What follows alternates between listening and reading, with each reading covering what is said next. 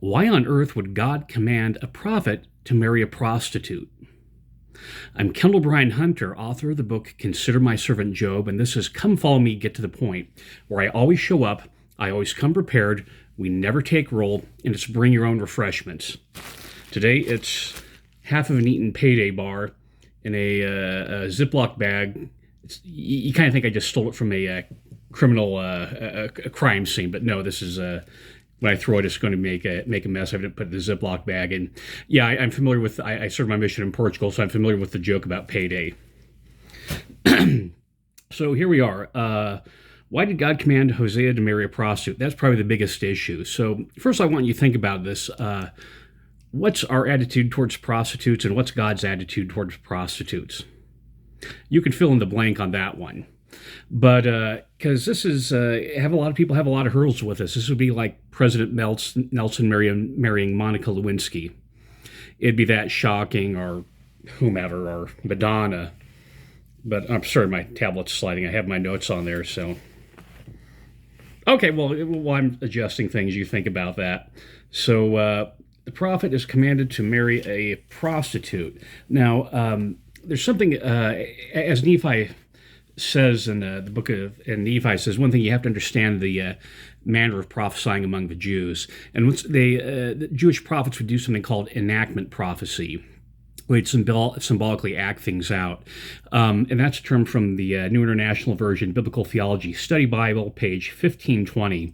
You saw this in the book of Ezekiel, and you also saw this in the book of Isaiah, where Isaiah went to his wife, the prophetess, and had children. He gave these children symbolic names. So you have with Hosea, it's about marriage. This is actually a good commentary on the family proclamation. So he gets married and has his children are given symbolic names. So, but back to the main point is that this book's a lesson about God's love. And as you read this, keep in mind, we're the prostitutes. We're the ones that are betraying the relationship, not God. Hosea is the symbol of Christ, and we are the ones running amok. Another thing to keep in mind is when you think about this commandment is that Abraham sacrificing Isaac, Moses, thou shalt not kill, but then you sacrifice your son. And you think about the idolatrous background that Abraham had. So Abraham grew up in a house of idolatry. Then he was asked to sacrifice his son. Moses says, don't make any graven images. He turns around, then he builds a brazen serpent. Okay, think about that one. And of course, the very famous one is Nephi commanded to kill Laban. So put those three things in your mind when you think about God commanding a prophet to marry a prostitute. And so let's get into the names of the prostitutes. The first child is a son, and the name is Jezreel, and that's Hebrew for God scattered. The second one is a daughter named Lo-ruhamah, and in the NIV version, translate that as not loved, and the J.B. Phillips translation, it gets translated as unloved. Then it has a son called Lo-ammi. NIV translates that as not my people, and J.B. Phillips translates that as stranger. And this is like with Isaiah. Isaiah has children; they're given symbolic, or has children they're given symbolic names. This follows the pattern of that. And then and as you read the text, they're given the symbolic name, and then the symbolic name is attached to a specific prophecy. So, God scatters; Israel will be scattered. Not my people, not loved. Yeah, these are gloomy prophecies, but it's something that people need to be heard, that need to be told.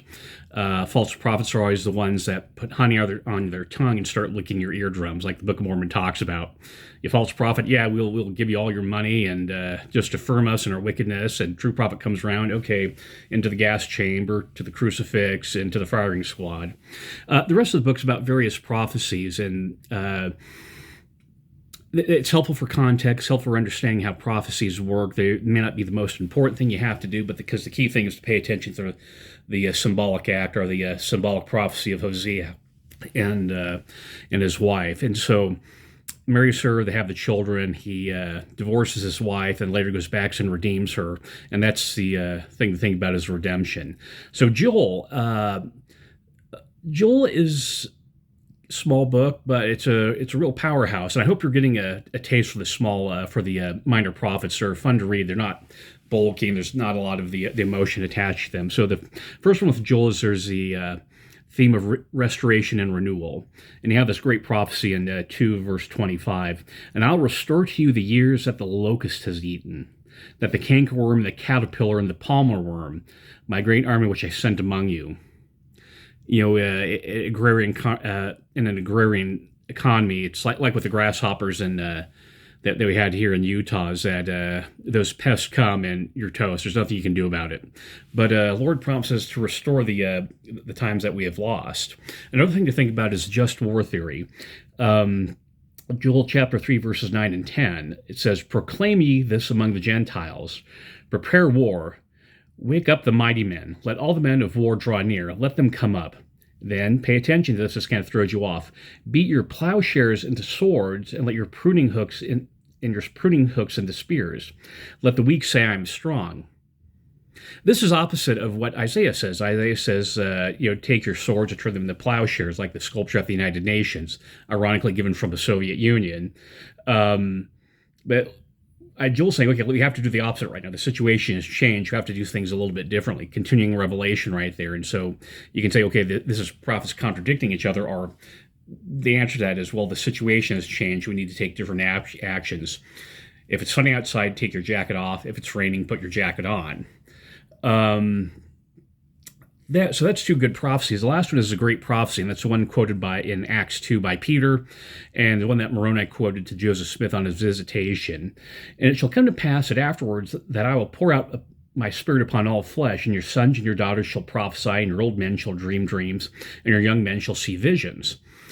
And then it goes on about the moon turning to blood and other signs of the last days. And so Peter quotes it after Christ's resurrection, when he talks about the day of Pentecost, when the Holy Ghost, or actually the Holy Ghost or the Spirit of God is poured out upon all flesh.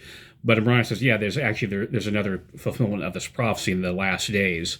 And it's interesting, Joseph Fielding Smith commenting on this, President Joseph Fielding Smith made two comments about this. And he actually turned to this a lot of times. I was doing some research on the computer, and he really quoted from this a lot. And the point he makes is two things. Is one, we'd understand this is to be the light of Christ, not the Holy Ghost, because you have the light of, everyone has the light of Christ, but there's degrees of intensity with the light of Christ. And the other, because you have to get the Holy Ghost, you have to get it by laying on of hands. Now you can sort of get it in flashes of light before you're confirmed a member of the church.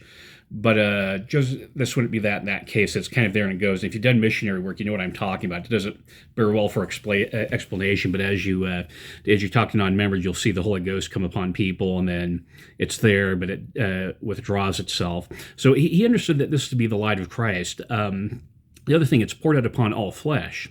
So it just isn't just members of the church, but everyone in the world. So I have these two great quotes. One's from Answers to Gospel Questions, and then the other one's from his book, Doctrines of Salvation. He talked about how this was, the Holy Ghost was going to be poured upon this intensity, this what we call the light of Christ, the Spirit of God. We poured upon all flesh. And so you have non-members have legitimate gifts of the Spirit or be able to do miracles, but he also associated this with the spirit of invention, which is a technical term prophets use for the increase in technology that's happened. Because, we have the technology. We use our smartphones for doing temple work, and we text, and you just can't get by in church without it. In fact, when I was serving as a clerk, I thought the greatest thing I could do is take my tablet out, put people's membership records in, and just move the records in and out just on my tablet. And not have to... excuse me, and not have to be clogged up at the fighting people for the computer like it has to do with MSL or the other various computer things in the past, that you can do all this church work through our phones. And that's actually one of the signs of the time. So I have the excuse me, the really long question. I should probably eat that candy bar, or I should probably stop talking. So Joseph Fielding Smith says that, yeah, this is for all flesh, and this would be the light of Christ affecting people. So the Christ quotient, because we're here and we're at 9 minutes. This is just 3 points, the Christ quotient. So Joel, first, he gives us God's macro plan for the last days. This is what Christ is going to do in the last days, pour out his Spirit, then do all these signs and wonders. However, when you read the book of Hosea, that's God's micro plan for us, the individual redemption. And that's a point to remember for all this, is that Christ will redeem us. And that's the point.